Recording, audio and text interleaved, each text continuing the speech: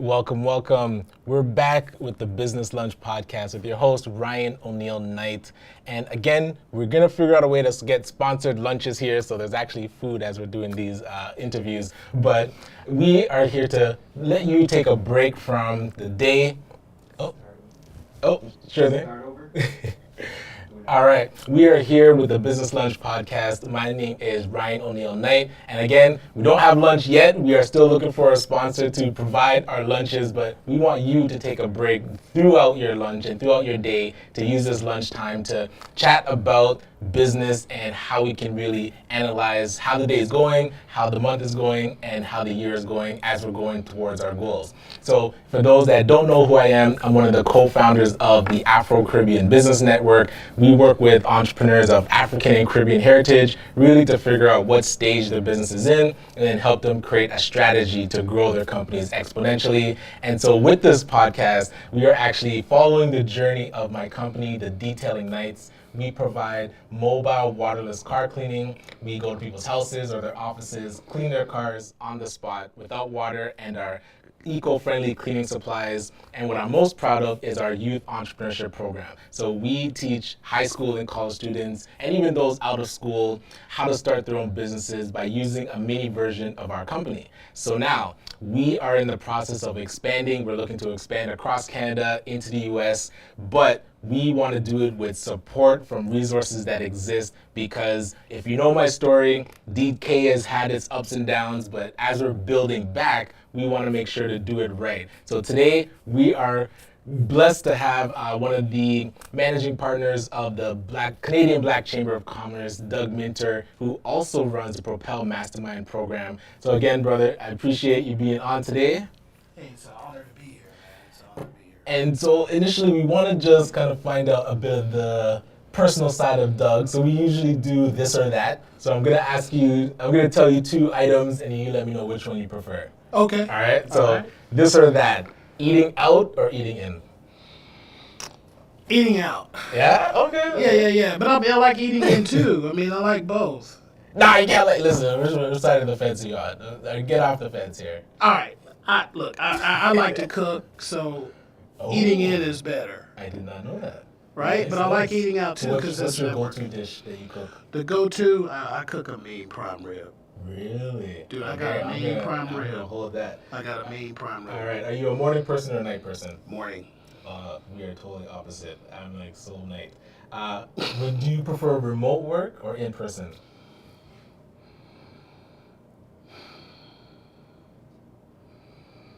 Ooh. I'm a hybrid. You're getting used to the I like remote, both. yeah? I like both. I like a little bit of both. Okay, cool. Are you Apple or Android? Apple. Ooh, okay. I didn't All know that Apple. either. Yeah? All Apple. All I can't do Android. The chamber gave me an Android phone to use. I was like, I can't do this. I think I turn it back in. And so soon I'm going to be starting my journey for the best oxtail in the GTA. That's like my Oxtail Hunter podcast. Love some oxtail. Do you know a great place to get oxtail? No. Okay. So No. I'm going to have to give you some notes on where to get some good oxtail. Yeah, I mean, I got the patties down pat. Ah. Stush patties. Oh, true. Come yes. on. Hey, Stush patties got shout the out best to Stush patties. patties. Shout out to Opal. Yes. Stush patties. I got my patty down. I do not have my oxtails. I don't have that down pat yet. So. All right, so hey, I will definitely share my notes for that. Okay. But being part of the chamber and now as an entrepreneur, I'm always trying to figure out what are the best resources to be able to not have what happened before. And again, update if people have not heard. I have gone through a bankruptcy in the past where the company, grew exponentially and then kind of crumbled under the weak foundation. So I'm curious, beyond companies having weak foundations, what have you seen reasons that companies fail based on the work you're doing with the chamber? I think first is mindset. Interesting. You got to have a CEO mindset, and you those attributes, consistency is where I see people fall off. Okay. Right, they're not consistent. The other thing is the imposter syndrome. right? Not I feeling feel that. like you Yes. have a place at the table that you're supposed to, and I deal with that to this day, right? And that imposter syndrome is a big one. And then the other thing is using racism as a crutch. Interesting.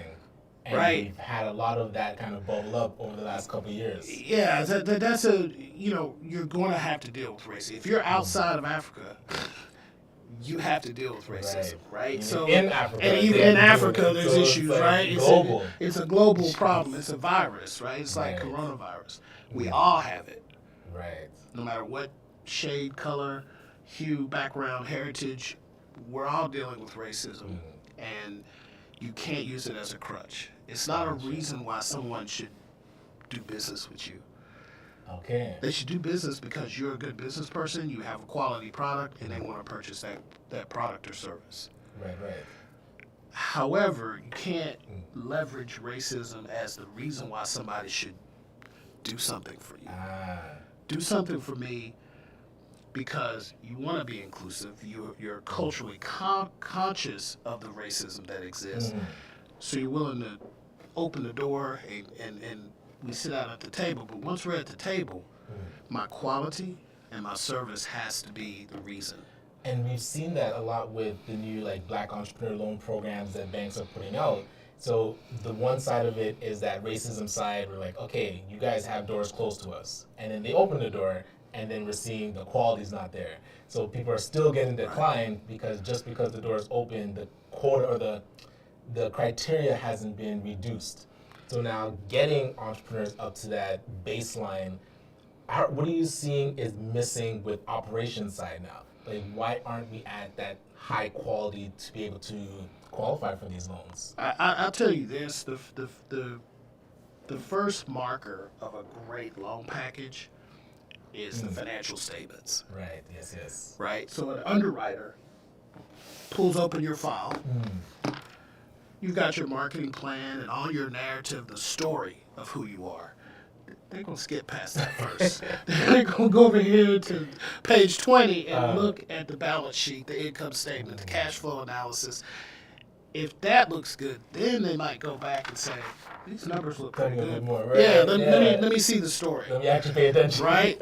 And so most people, what I've seen a lot in poor business plans, they've done a great job on the narrative.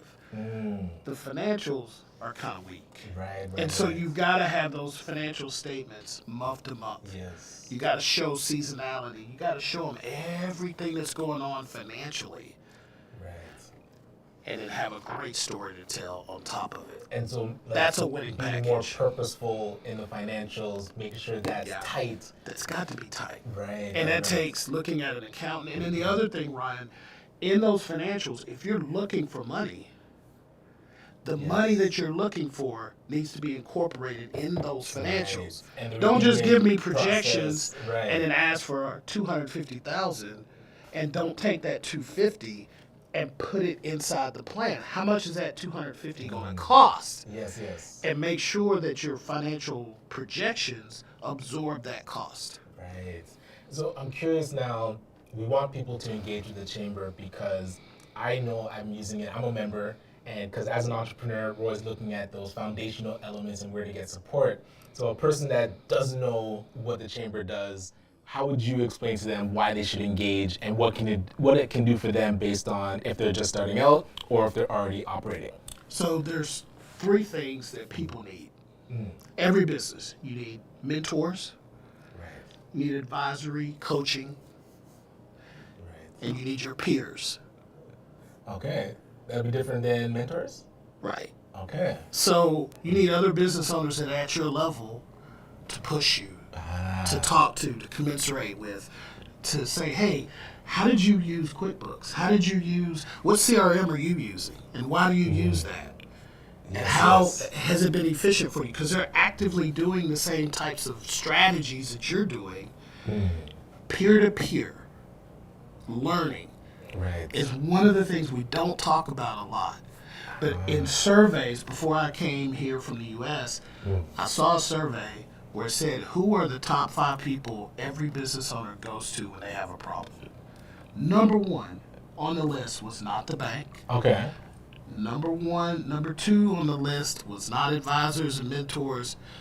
Number Okay. one on that list was peers, Really? other business owners. Okay. So one of the reasons why you want to come to the chamber is because we're going to put you in a network with other business owners so you can interact with them. Makes sense. And it's interesting because I know, hey, those days where payroll's coming up at the end of the week and it's not in the bank yet and you're getting very anxious, or even just, things happen in business and you get anxious, and being able, now that I think of, like, I'll be under my desk, I'm like, man, I don't want to come out on my desk right now. But it's a friend that's also an entrepreneur that I'd be able to call and talk to, and usually they've been there to say, like, listen, man, it's not as bad as you're actually making it out to be. Here's some options, here's some ways that you can deal with it. And then it's like you get rejuvenated by being, and I couldn't call my mom about that because she's going to be like, yo, go get your government job. Like, I told you, you shouldn't even be an entrepreneur. It's too risky. See, I told you it was risky. But a peer that's within entrepreneurship or a business owner, I could definitely see, just from my own experience, how those conversations, it can get you out of the dark place quicker. And I'm not calling the bank, letting them know that it's about to go into overdraft or something. Right. You can't have that conversation with certain people. We call that Friday night financing. And I've done it. Right? I had an $8 million insurance agency. Right? Yes.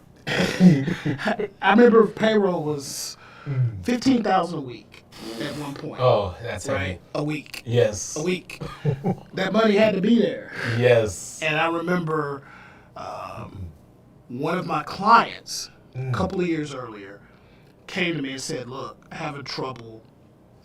I'm not going to be able to pay my insurance premium. And he was huge. Gotcha. He was huge. Big janitorial firm, Right. multi-million-dollars. He's doing great now. But he said, look, I need to lower my threshold on my insurance policy so I can afford it. And Okay. what can we do? And I arranged a payment arrangement. I was like, well, what's going on? He said, dude, we just lost a major contract. Yes. That was millions of dollars, and he had to go to his staff, all of his janitors, and say, I can't pay you for 30 days. Ooh. I will pay you, but I need you to keep working without pay. However, he turned his company into what's called an ESOP. It's an employee-owned organization. So the employees were given an incentive to eat those 30 days. Gotcha. 100%. Yeah, so basically he gave parts of the company to them. Yes. To say, I need you for the long haul. We're going to be okay, but I need some breathing room because I can't cover payroll. And he was honest. And that communication is and went huge. directly, and he was so good to his people before that. Right. They were like, we got you. We'll figure this out. Yeah. He worked with each of them, wrote them reference letters so that if they needed to go to the banks to get some short-term loans or whatever, he covered it. If they had credit cards, he made deals with each one of his employees, all 50 of them. Excellent. Okay. Whoa. Learning that strategy, you're only going to learn that from peers, from other business owners, because that's not something that's in a book. Oh, how to cover payroll. Yeah. How to cover payroll when you have no money. There's no book on that, right? You can't Google that. Oh, man. Absolutely. Right? So peers allow you to get information that you can't Google. Right. Right? And when I had And this, it's from and I went through, experience. it's from experience, and Yeah. I went through the same situation. My employees, there was one or two employees I just couldn't pay them. Right. I had an employee that stepped up and said, Doug, I know you're having some issues. I'll cover everybody's payroll. You pay me back. Whew. Because I believe in this team. Yes. And I don't want anybody, I think we have a great team, and I want to contribute to making that better. Man. And I looked at her and I was like, wow. Right.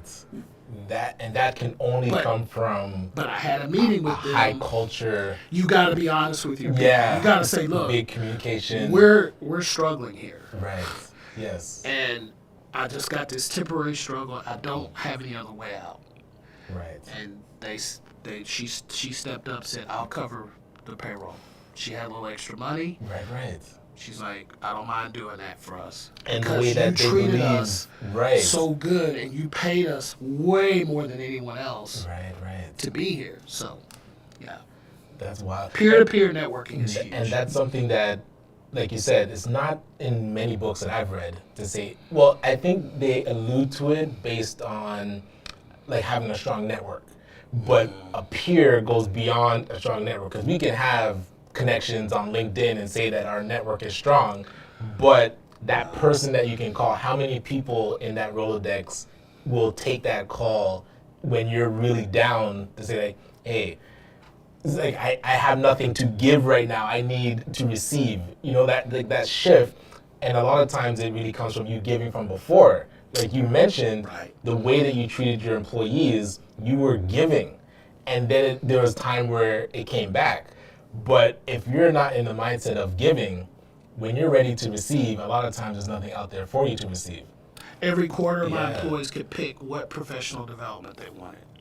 Anything they wanted. They had a range of dollars. Right. Take a class, go to get this certification, improve your knowledge. And I knew that by doing that, they may leave and go somewhere else. I didn't care. I wanted their loyalty, and I paid for that loyalty. Love that. And so I know you're managing the mastermind, the Propel Mastermind. So I do want to definitely ask you about that and why people should get into it. I know a few people that are in the mastermind and definitely raving about it. So why is it so important to be in a mastermind? It might allude to that peer thing that you're just talking about, but I'm curious. I think the mastermind allows you to, one, get the knowledge you need to execute. Really, our advisors, you get access to an advisor first. And the advisor saying, hey, here's a topic, marketing. Here's some things you should do to execute on your marketing. Right? And then we put people in a hot seat. Okay, let's step you up. Ryan, put detailing nights in a hot seat. What you doing with your marketing? What does that look like? What are you doing every day? Right? It's that accountability piece. And then you have your peers weighing in, observing, talking about, hey, Ryan, did you think about doing this? Or, hey, I can connect you with this person that can help you solve for that issue and help you execute. So it's all about the execution, right? It's all about getting support so you can execute on what you need to do. And what stages of business are able to go through? Yeah, so typically our masterminds, we have a bunch of different programs. So business plan writing program, we have a 90-day accelerator program that feeds, all of those feed into the masterminds. Gotcha. And the masterminds is really for companies between 10,000 in revenue and 100,000. Okay, gotcha. So our goal is to get you to your first 100,000. Right? Excellent. Once you get to your first 100,000, we have other programs for the more quote-unquote advanced, seasoned firms to get you to your first million. Okay. And now, when we talk about the mastermind, I feel like that's the flagship program. Right. What are some of the other initiatives or programs that Chamber has that people might not know about? So we have a business plan writing program, gives you, that's 90 days long. Gotcha. But you have 6 months of access to business, what we think is the Cadillac of business plan writing software. Yes. And we have done that in partnership with CIBC. Excellent. And BMO and some other Black Opportunity Fund, other partners have kind of wrapped around that and said, this is what we want the plans to look like. Right. And so that's what the software is driven to do, is to give the banks what they need and to help you easily go through that. We have an accelerator for the startup idea firms who don't know what they don't know. So that's more idea stage. Yeah, more kind of idea stage, early startup, right? You haven't really made more than 10 grand. You don't know what you don't know, but you know you want to be a business owner. Yes. And we help you kind of, hey, here's some things to know. So you know the whole picture, a holistic thought process around business, so you can absorb the information and put it where it needs to go. Gotcha. Because information overload is a big deal. Right. Absolutely. Sometimes some of our people are saying, "You're giving me too much information." Like we struggle with that, right? And we're trying to retool our programming and say, "Okay, sorry, we didn't mean to throw up. We didn't mean to give you the whole kitchen sink, but we did." Yeah. And hey, you can give it all and then filter. Like, okay, pick what you need. Yeah. You just At least look. you If you know don't what understand all exists. this, just see it. Yes. Just let it absorb and let it swim in it, and then pick the things that you need right now. Right. Because everything is time centered. So we teach from a quarterly basis. We are starting 2 new cohorts within the masterminds. One is clean tech and sustainability. So firms in the climate or sustainable, right? You can count, if you use recycled products in your things that you sell, you're in that clean tech sustainability category. Okay. We have another program that's called Female Founders in STEM. We're trying to encourage academia, you know, these black women that are in academia and have this idea, but don't know anything about business. We want you. Yes. Right? If you're in science, if you have any kind of science, tech, engineering, math-based business, that's a great cohort for female founders. And we really want to encourage females to go into these technical fields that have been male-dominated. Solid. And I know we're part of the Black entrepreneurship ecosystem together with our organizations. And now that there's 40, I know when you initially came up to Canada, you mentioned a lot of this didn't exist. A lot of the different organizations, I think there might have been 10 if we were actually counting. But now that there's over 40, what is your vision for how these nodes can connect? Like, how can we strengthen how this ecosystem is working together? Yeah, so there's a psychology part of it, and then there's the execution part. Right, and I do want you to go a bit deeper into the psychology side of it. So Okay. don't hold back, because that has shifted a lot of how I've engaged just with anybody in my life, actually. But it's really interesting. So one of my mentors, Dr. Edwin J. Nichols, he's out of Washington, D.C. He's 92 years old, I think. Right. Oh, man. Yeah, and he's still vibrant. Yes. He's just as energetic as you and I. He's amazing. But he taught me the axiology of cultures. Right. And what an axiology is the thing of highest value to a group of people, to a group. And it's not a judgment. It's just observations from his research. Right. So people of European descent, their axiology is around the object, control, elevation, power, right? Okay. And again, it's not a value judgment. These aren't stereotypes. This is more of psychological thinking of groups And it's of almost people. like laying out the data. Yeah, Because it is what it is. It's observed. fact-based. Right. It's not an opinion, right? It's not, because there's pros and cons to every axiology. Right? Because if you're about the object, material things are important. You take care of them if they're important to you. Gotcha. So that's a good thing, Yes. right? We want you to take care of your home and keep it updated, and you see that in European culture. They take care of their stuff. Yes. I've had this shirt, I've had this sweater for 10 Right. years. Same jeans. Yeah, like they decades, take man. care, but they You're take good. care of their Yeah. stuff, right? But it can also be, something to be considered. If I'm going after the object, these axiologies affect how relationships are built. Okay. Yes. So people of Asian descent, right? People from India or China or anywhere in Asia, right? It's cohesiveness of the group. Okay. Right? They walk as a total group, very cohesive, similar thought patterns. They may go to their elders and seek approval from people within the group before they do make any major decisions. Gotcha. Right? People of indigenous descent, it's nature, land, Okay. the Great Spirit. An example of that is we do land acknowledgements. Right. Why do we do that? Because it's their axiology. It's to their speaking directly to the things that are important to their axiology. Yes. And lastly, people of African descent, it's relationship. Okay. Member to member, one-on-one. Huh. Me and you sitting down right here. Right. Those are things. I will go home today and they're like, hey, how was your day? I did this podcast with Ryan Knight. I'm going to smile about that. It felt good because I feel like it's the relationship. That's where we feel most comfortable. Right. So we kind of have to give ourselves some grace. Yeah. And time. Time and grace, doesn't because just if happen. we're relationship driven one-on-one, we're not cohesiveness of the group. That's not our natural axiology. Excuse me. And people say, well, where do these axiologies come from? It comes from ancient history.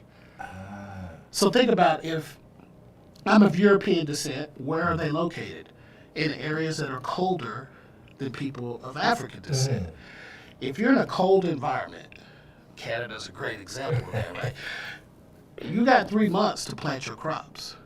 Yes. That's it. Or you will die. And it's scarcity. Scarcity. Like whatever so harvest there is. protecting the object only makes sense to people who are in these cold environments. And when you go back and look at the history, Europe doesn't have a lot of natural resources. Exactly. Right? Very There's true. things that don't exist in Europe. Yes. At all. Right. Some trees, some animals, just things that you need. Right. Salt, gold. You're not mining in Europe for a ton of gold. Right. Right? Unless you're in Russia and further, out. But there's not a lot of natural resources. So the object is important. Yes. Which, that's why they spread out. To go get what? Objects and bring them To back. go get objects and bring them back. Unfortunately, some of those objects Right. were people, right? But that's where that came from. Right. You look at people in Asia, the cohesiveness of the group. Religion was very important holistically to the entire group. There wasn't, broad differences in religion. So as you have one religion that kind of dominates the way you move, cohesiveness of the group kind of starts making sense, right? Gotcha, You yes. look at how indigenous people operate. Nature is really important because the land was the central thing. The Great Spirit is part of nature. Nature was part of that spirit. Right. Nature is a spirit, right? And so connected. that's why you see that. Why are people of African descent focused more on one-on-one relationships? Well, look at where we came from. Mother Africa, you didn't have a scarcity of food and Right. supplies and resources. Right. You have everything. Right? True. Right. Just reach up and grab the mango, Right, eat it. breakfast, lunch. Yeah. Right? So you're I'm not good. concerned about the object because the object is plentiful. Yes. Okay. Well, do we care about land? Yeah. Yeah, land, geography, Great Spirit, those things. Just because that's not your main axiology doesn't mean that you don't have attributes of all the other axiologies. Yes, They're just yes. not as high a priority. Right. But the spirit is really close to the relationship because there's a spirit to that relationship, Okay. right? Like that's how it makes the connection. Yeah, but that's how it makes the connection, but it's not the big thing. That's why we were able to adopt multiple religions in Africa.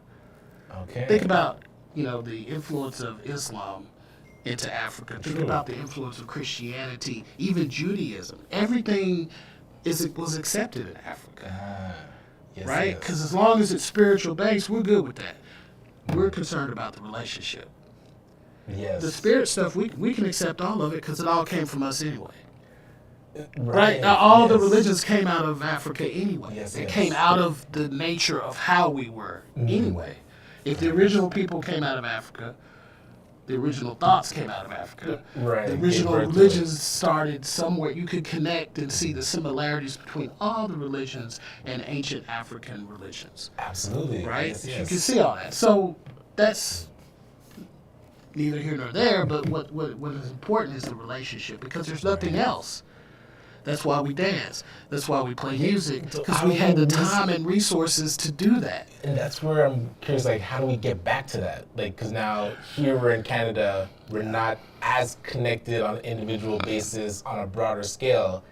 So really coming back to, like, what are you seeing is missing that we can strengthen that back up? I think the biggest missing link is just the awareness that this is how we operate.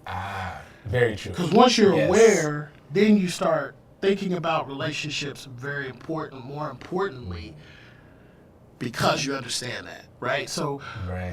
we were supposed to be on the show last week, right? Yeah. And I missed that meeting. I never miss meetings with you, and I made a mistake, and I was hurt because I didn't want to hurt the relationship with you. And I feel I feel me? wasn't as hurt because I know our relationship is strong.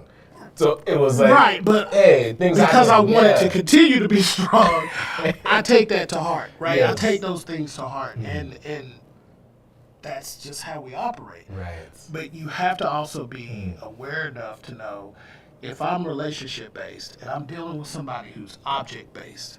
Okay. I got to operate not so much differently, but I got to be aware that maybe the way I build a relationship with other cultures may be different than the way I build it with you. Gotcha. Right? We're in the same culture, so there's things that are baked into the system that we don't have to really worry about. But when I'm dealing with someone of European descent, we may build a relationship not based on anything culturally. Right. They're different culture, right? But we may say, hey, I'm trying to do this with this object, and I think it's in alignment with some things you're trying to do.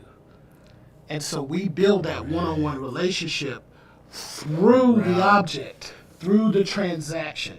I've had so many people of European descent that I've done business with that they didn't need to have that one-on-one strong relationship before they did in order business. to execute. No.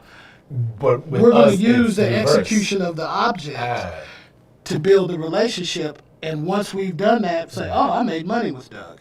Or, hey, that was a good, now we're best friends because we did something together. It went well. Now we have this strong relationship that we can lean on. Right? But that's where, for us, it's in reverse. Like, before we go after the object together, we I have don't to know have a you. strong I'm not doing business relationship. with you. Right? And that's why it's slower and more frustrating sometimes because, you know, hey, do you know so-and-so? He's asking me to do ask this. around. They're going to ask around to make sure you're a person that I want to spend this kind of time with and put this effort in. And maybe I'm not. Or maybe I am. It just depends on what your rules are. But then that's where the relationships precede future relationships. Yes. Because now, as you're trying to build a new relationship, the ones that you forged already, they're going to vouch for you. Right. And so you need to be able to have that stored up. Like, that kind of karma is really important. Right. So every relationship that you have is important for your future growth. Absolutely. Right. And I think understanding, and he goes, Dr. Nichols goes into very much detail about epistemology and logic and thought process. So there's more than just the axiology. Gotcha. There's all these other pieces that help you kind of work in the world. And especially in Canada, what's impressed me about Canada is the entire planet is not just here.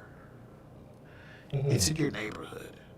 Okay, yes. You understand? Like, you can have diversity of the entire planet within your neighborhood. Absolutely. That doesn't occur everywhere. Right. This is a unique place where that can occur. And I think we don't realize that as we're here in Canada, that it doesn't exist other places. No. I mean, in the United States, there's, every part of the world is represented in the United States, right? But we don't live as close together and as non-segregated as you do in Canada. Okay.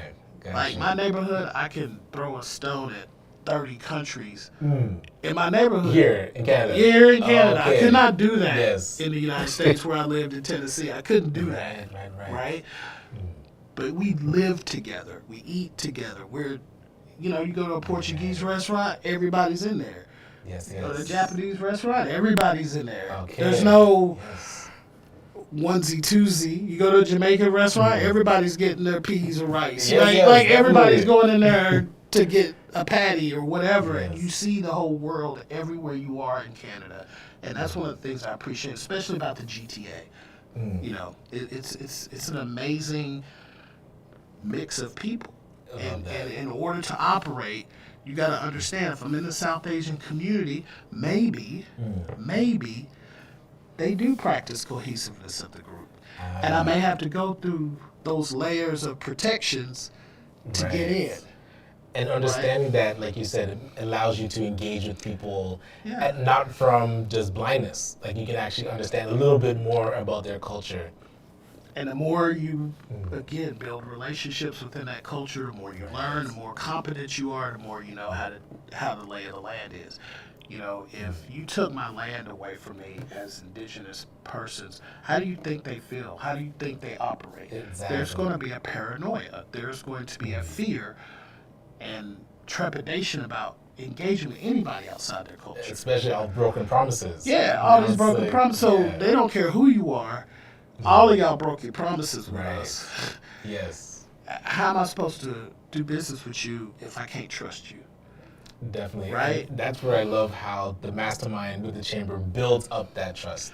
And I know we forgot to touch on, so I guess we can, as we're wrapping up, how can people get engaged with the chamber? What's the best way to either become a member and to join the programs? Yeah, simplest way is to go to our chamber websites, blackchamber.ca. Right. If you want to know a little bit more about our programming, you can go to elevateblackbusiness.ca. Right. That's our programmatic website. All of our programs that are funded by FedDev and the federal government. Shout out to federal government. Yes. And you can look up all the information you need to know about any of our programs and services. Excellent. And again, Doug, much appreciated. I really appreciate you coming through. Thank you, bro. I appreciate the relationship. Right, yes. Hey, 100%. And as Detail Ignites grows, as the community and all of our businesses grow, definitely engage with this type of resource because you don't want to be at this alone. There's an ecosystem now that can really support you in your growth. We're tapping into it and we're part of it. So lean on us to make sure that we support you with the dreams and the goals that you have. Entrepreneurship can be a lonely up and down journey, but with the right support, with the right peers, the right mentors, right advisors, it'll definitely smooth out the stress and allow you to progress. So thank you again. We'll see you next week at the Business Lunch Podcast. All right. Any questions?